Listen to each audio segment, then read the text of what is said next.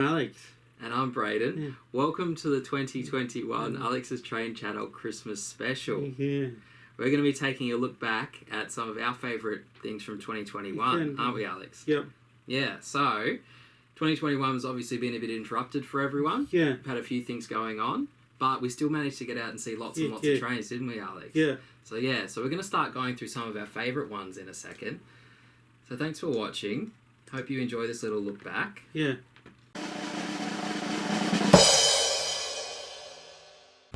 So, Alex, you want to tell us what the first one on our list here is? Me driving. You doing what? On the Walhalla train. Yeah, we were very lucky thanks to the crew at Walhalla. We visited in January. Yeah. And they got talking to them, and they were happy for us to come and have a bit of a cab ride to Thompson and back, which was a really cool experience. It's a train we've travelled on a couple of times. Yeah. As sort of just in the carriages there, but it was really cool to get in the control, like in the driver's seat for this one, wasn't it? Yeah. And you, Alex, you had a special job for this trip. Do you remember what your job was? Look at whistle boards. Yeah, so Alex learned about what the whistle boards were, some of the signs on the railway, and he was charged with operating the horn. Yeah. You're on horn duty, weren't you, mate? Yeah. Yeah. That was good. It was really good.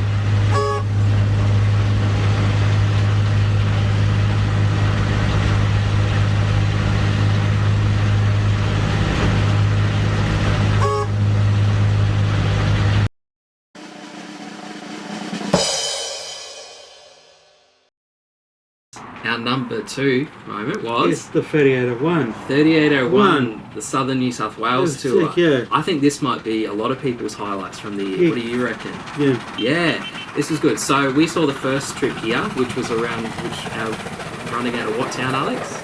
Yeah. It was stop number 1 for 3801? Wagga. No, Wagga was number 2. Albury. That's right, Alex. So we saw it first at Albury. Yeah. Which is really good. Like, we've never had a long stay in Albury, so it was nice just to spend the weekend there, have a look around the town. Yeah, even apart from 3801, we saw plenty of other freight trains and stuff too. We saw the V-line getting into Albury, which Alex was very excited about, weren't you, mate? Yeah. Yeah, it was a really good time. Met some people that we know through Instagram and through YouTube, so it was nice to put some faces to people there.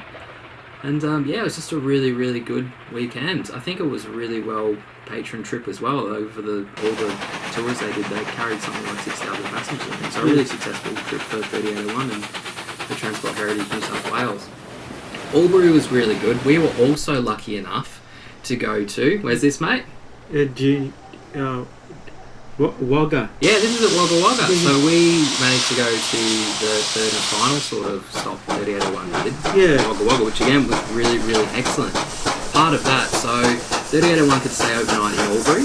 Yeah. It could stable in the yards there, but it couldn't do that at Wagga. No. So part of the fun of it was following it back to Junee and at night, and also getting up early in the morning in the freezing cold. And see here, this is a shot of it coming just out of Wagga, out of Junee, sorry. And yeah, it was probably my favourite part of the trip, just seeing it run between Junee and Wagga. You could drive pretty much right alongside the train, which I thought was really cool. You can see it sort of coming into Wagga early. Yeah. And then another one of my favourite bits was seeing it sort of run from Junee up to Qube at the end of its program, which was good. It was a really nice drive. Yeah. There, some nice countryside, and plenty of good spots to see the train through as well. Yeah. One of my favourites you'll see just here in a second was it coming into Qube at the end, which was really cool. Yeah. I was like, it was a really good trip we did that year. Probably my favourite thing of 2021. I don't know about you, Alex, but definitely a highlight. Alright, moving on.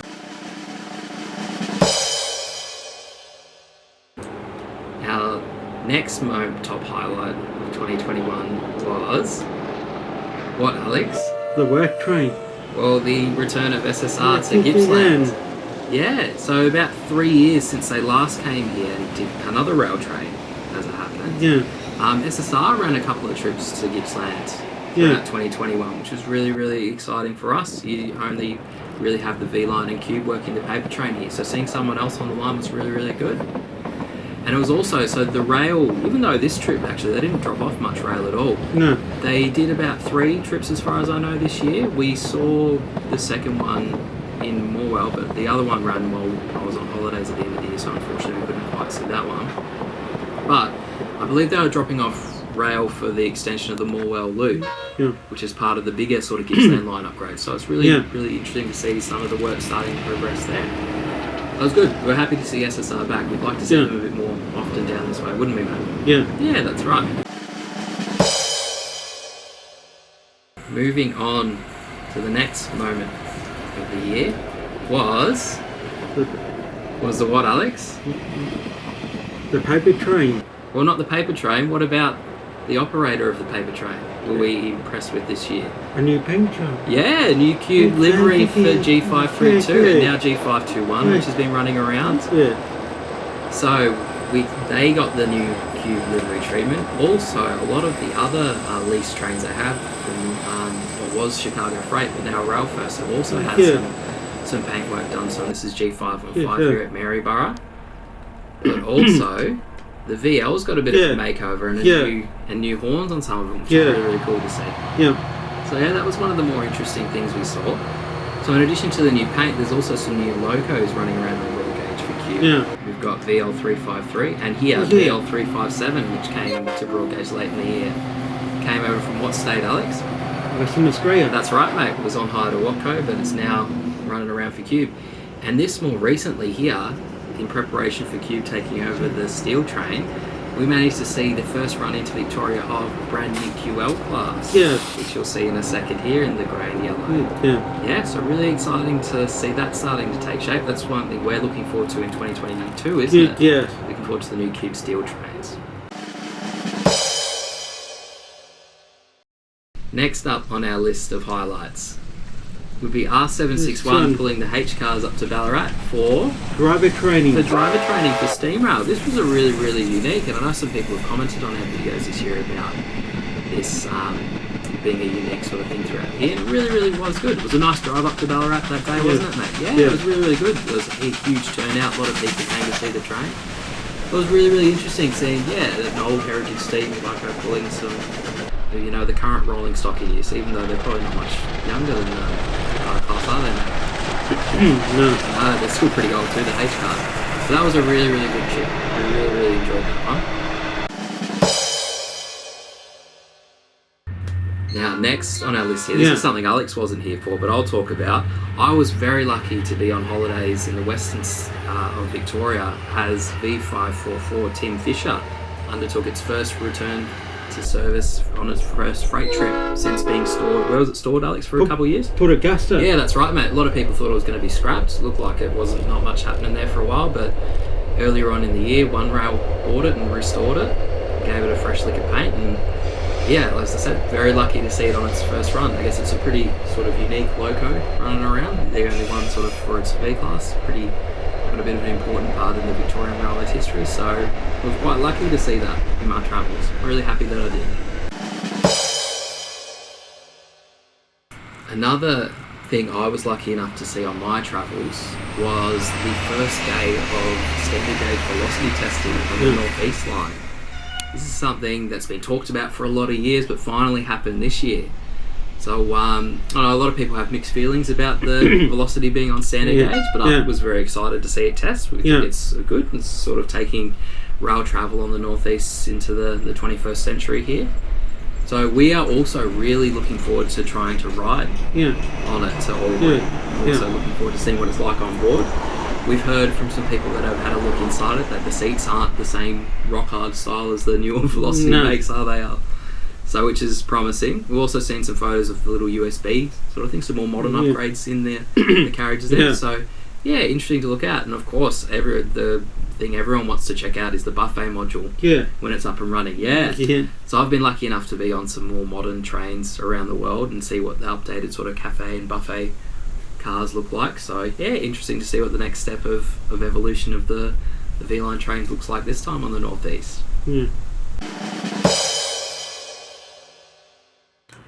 Alright, finally, and possibly one of the most exciting things for us that sort of happened throughout the year, is it looks like we might be getting some freight returning from where, mate?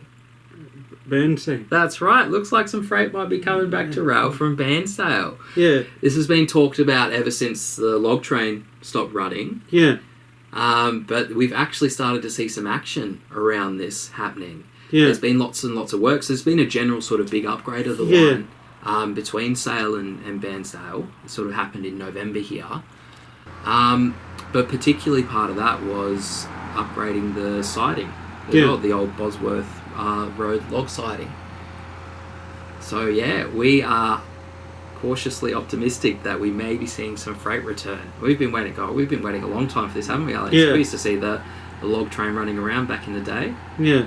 So yeah, really, really keen to see what might come of this. Hopefully there's something will happen in 2022, but yeah, we are very much looking forward to what might come of this.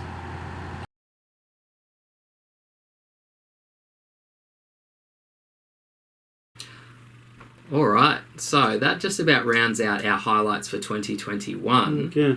But now we might talk about some things in the works we are looking forward to for 2022. Alex, what's something we're looking forward to in 2022? The new steel train. Yeah, the new Qube steel train running. I think that'll be good. We'll probably have a bit more variety running on the standard gauge these days, which will be exciting to see. Same with the broad gauge in Melbourne. Yeah.